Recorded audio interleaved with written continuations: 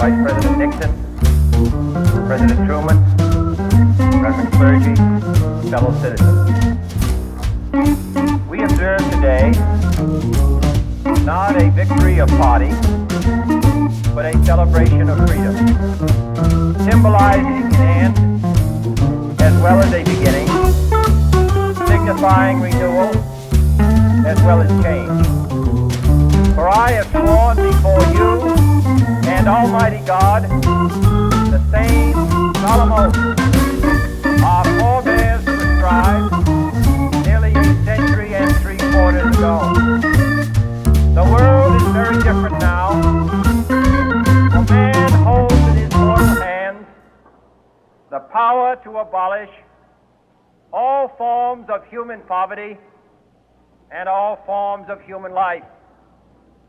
And yet the same revolutionary beliefs for which our forebears fought are still at issue around the globe. The belief that the rights of man come not from the generosity of the state, but from the hand of God. We dare not forget today that we are the heirs of that first revolution. Let the word go forth from this time and place to friend and foe alike that the torch has been passed to a new generation of Americans born in this century, tempered by war, disciplined by a hard and bitter peace, proud of our ancient heritage, and unwilling to witness or permit the slow undoing of those human rights to which this nation has always been committed and to which we are committed today at home and around the world.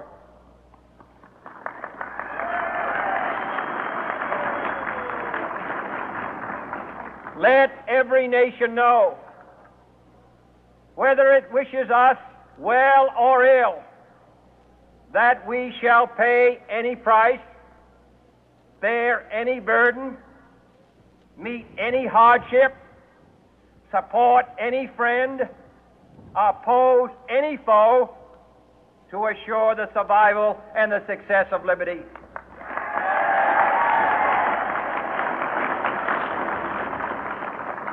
This much we pledge and more.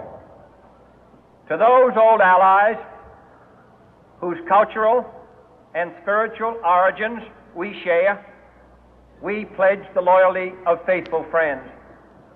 United, there is little we cannot do in a host of cooperative ventures. Divided, there is little we can do, for we dare not meet a powerful challenge at odds and split asunder. To those new states whom we welcome to the ranks of the free, we pledge our word that one form of colonial control shall not have passed away merely to be replaced by a far more iron tyranny. We shall not always expect to find them supporting our view, but we shall always hope to find them strongly supporting their own freedom, and to remember that in the past, those who foolishly sought power by riding the back of the tiger ended up inside.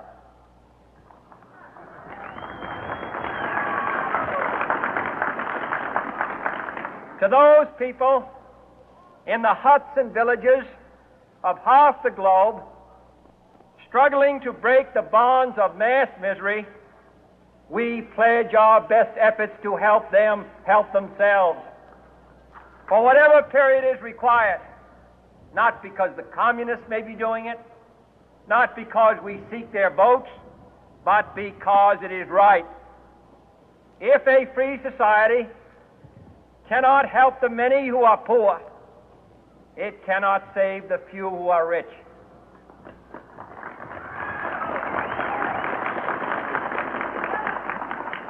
To our sister republics south of our border, we offer a special pledge to convert our good words into good deeds, in a new alliance for progress, to assist free men and free governments in casting off the chains of poverty. But this peaceful revolution of hope cannot become the prey of hostile powers. Let all our neighbors know that we shall join with them to oppose aggression or subversion anywhere in the Americas. And let every other power know that this hemisphere intends to remain the master of its own house.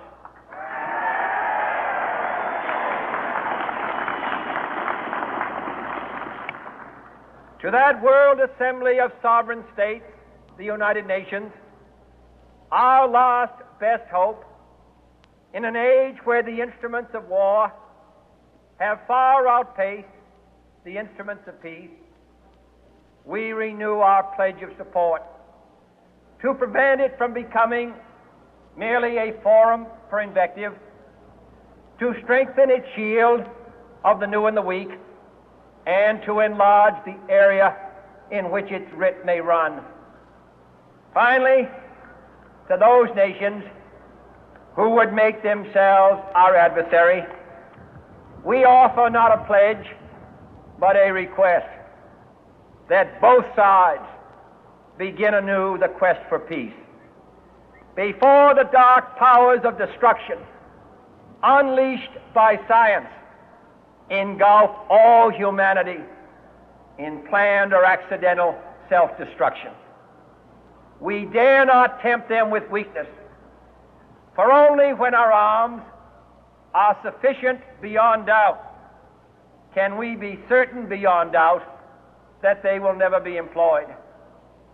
But neither can two great and powerful groups of nations take comfort from our present course, both sides overburdened by the cost of modern weapons, both rightly alarmed by the steady spread of the deadly atom, yet both racing to alter that uncertain balance of terror that stays the hand of mankind's final war. So let us begin anew, remembering on both sides that civility is not a sign of weakness, and sincerity is always subject to proof. Let us never negotiate out of fear, but let us never fear to negotiate.